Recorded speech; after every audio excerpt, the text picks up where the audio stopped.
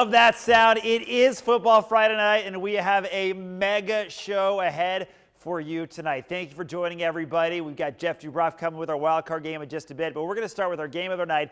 Shannon Earhart live, joining us, North Polk ADM, as we get ready for the playoffs. This was a battle of the giants in Class 4A, Shannon. It was also the district championship, one that I'm not going to spoil because we want to get right to it here. Both these teams very similar, love the run, very selfish on defense as well. So after the first quarter, it was score. ADM is in white, North Polk in black here. Like I said, these teams very, very similar. You should know that North Polk quarterback Nathan Feldman is a track star. He tells me he loves to run, and we sure did see it. Busts this one open on 3rd and long, goes 89 yards to the end zone. He then would punch in the extra 2 points. The Comets lead 8-0 in the second quarter. Running back BJ Tate put the Comets in the red zone. Feldman sends a floater to Carter Van Brockland, who gets his heels in the back of the end zone. North Polk is up 2-0. We're still in the first half. It's a scrum situation. Tate carves the defense up like a turkey and explodes 62 yards in open grass.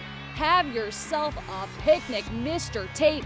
It's 21-0 North Polk. The kickoff after that touchdown, ADM's Corbin Reed receives the kick. Reed, more like reading the defense, a bedtime story because the Comets are caught sleeping. Reed runs 98 yards. The Tigers' first score of the game, and it's 21-7. Headed into half, a lot of running in this one. Fans saw a scoreless third quarter thanks to dominant defense. Feldman here with a little play action.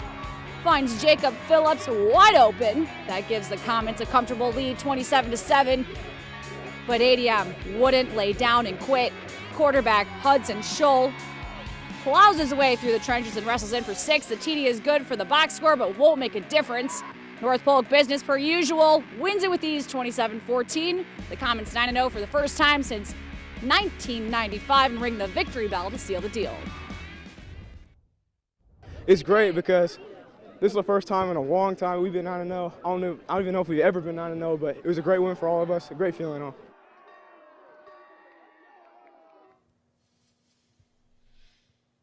He had 210 total yards. The team ran for 300, but they had a total of 433 total offensive yards. Scott, it was a barn burn. No, it wasn't a barn burner, actually.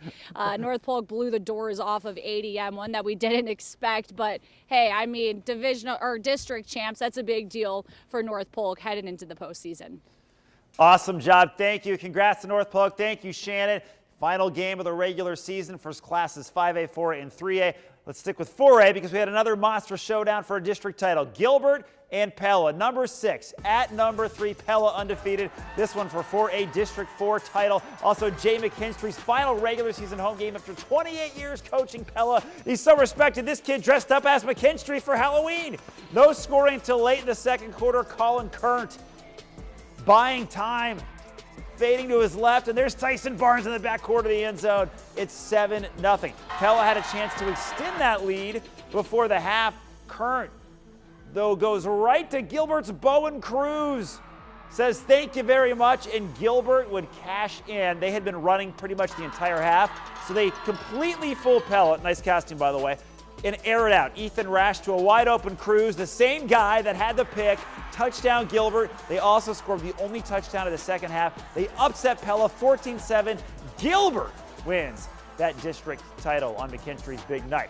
Both headed to the playoffs. Back to 4A District 5 because Ballard and Boone both desperately needing a win and make the playoffs via the RPI, but only one can come out on top. Bombers knocking on the door in the red zone. Rhett Hedrick plowing in. Bombers strike first. The ensuing Ballard drive, they go with a little trickery. Try to keep your eye on the ball here. Jude Gibson. Hurling dude, some tough running into the red zone, and you know what? You're going to take a lick. You get to finish the touchdown. He gets in. Part of a big night for Ballard. 42-0 comfortable win as they advance to the postseason. Nevada most likely in.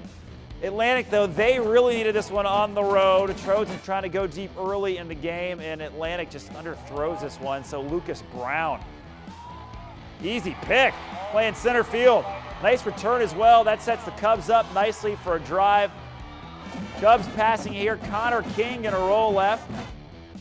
Lucas Brown's going to do it on both sides of the ball. He's in the end zone. Turns the corner and scores. Next, the Cubs are going to do it on the ground. Anthony Eaton hits the hole and has lots of room to run. He's not going to be caught. Cubs sprint into the playoffs with a 42-7 win at home to keep the home fans happy. All right, up next, the big 5A games, plus our wild card game. We're going to let the state champion tennis team at Pella take us to break. We'll be right back. You're going down, Gilbert. You're in Pella's world now. On Football Friday night! Ah!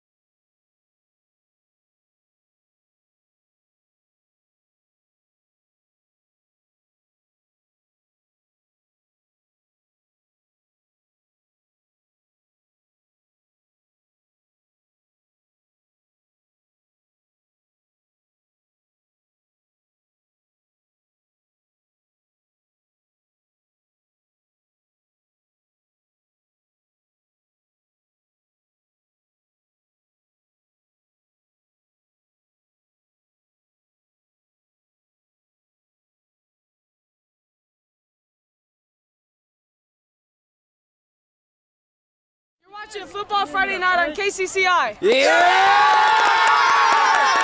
Oh, yeah, they're back. Yeah. These kids were having fun. Jeff Dubroff having a great time because the playoffs began. Yeah, went out to Class 1A. Eldora, first time. Drove around, I went to the state park. It was beautiful. I had some time to kill. Awesome stuff. Never been out there. It was awesome. Do or die, though, right? This is a winner go home. South Hardin taking on Pella Christian in the first round of the playoffs. South Hardin only has one loss on the season. Defenses came to play early in this game. Quarterback Peyton Welch trying to make a play on the ground, third down, but here comes Garrett Wheeler. Great tackle there to stop him short, would force the punt. South Hardin would get the ball back, though, and on the ensuing drive, they're going to feed the big back, Jackson Drury.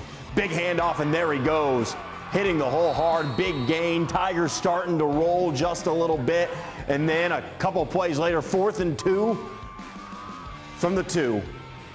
And why not give it to Drury again? Plowing into the end zone. He would not be denied. South Hardin would not be denied. They win the game. Final score 40-7. Thank you, Jeff. That was our wild card game, too. They won the fan vote. Let's go to 5A. Top 16 make the RPI. In the RPI, make the playoffs, I should say. Waukee at number 16 had to beat Council Bluffs Abe Lincoln tonight at home, and it was no trouble at all. Grant Gamble just running all over dudes all night long, 7-0, and then does it again for the Warriors. Waukee wins big. They're out of the postseason 66-7. Grant Gamel's take a bow. Top 10 matchup in Johnson, Sioux City East, making the long journey to East to take on the Dragons. Pick this up in the third quarter. Dragons already up 28-7. They're going to add on. They're going to give a handoff to Emory Jones, who finds the big box. Johnson would take a 35-7 lead. Sioux City East would wind up scoring just one more time, but Johnston 35-14 a winner. Ankeny's game last night against Cedar Rapids was delayed due to lightning, so they had to go all the way back to Cedar Rapids, Washington again. That's okay, no problem. Caden Hinkes fumbles at the goal line. He was just trying to help out Zach Breitbach, who got to score the touchdown. Give it to the lineman. Hawks having a great time. Daniel Army, especially big-time game for the running back in Ankeny, flexing as they head to the postseason with the blowout I hope win. they got some gas station rewards for making that trip twice. Valley ended its regular season in style at home, hosting Marshalltown, and they ran all over Marshalltown. Darius Mason going to find the end zone, 14-0. Tigers leading early. Same quarter, same score. Drake DeGroot airing it out. Trent Grevenwood, little underthrown, but he's able to adjust. Valley goes on to win this game 35-8. Yeah, and Jeff, Atomo lost a heartbreaker 28-21 to Waterloo West to miss the playoffs despite a 7-2 record because of the RPI strength of schedule. Also, Norwalk beat Glenwood 29-26 to sneak into the playoffs. That is an awesome job by Norwalk the last 2 weeks. The brackets are going to be posted on the IHSAA website at 10 a.m. on Saturday. Yeah, we'll be making sure to have that in our shows tomorrow night just to see who's in, who's out. Who's in? Fan of the week once again. This was interesting. Here's Owen. Here's Owen. This is Tickle time. Tickle time. What does this mean?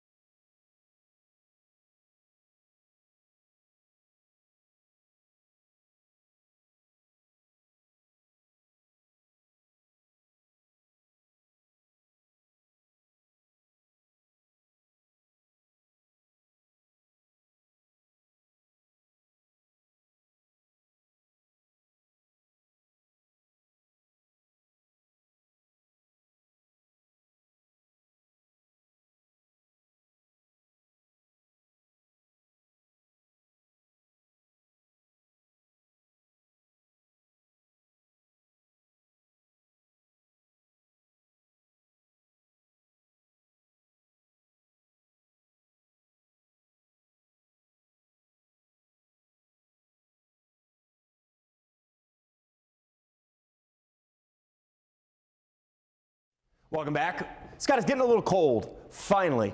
And this is where creativity comes in. No more wearing the same camo or highlighter colors or all white. When it's cold, you got to get creative. That's right. And our fan of the night, my man Liam out there at the Pella game. And Leah, give it to us. Football Friday night!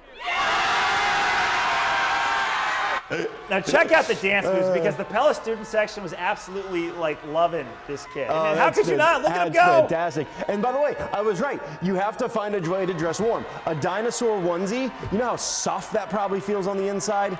I mean, he fell asleep in the car, I'm guessing, and they just put him right to bed.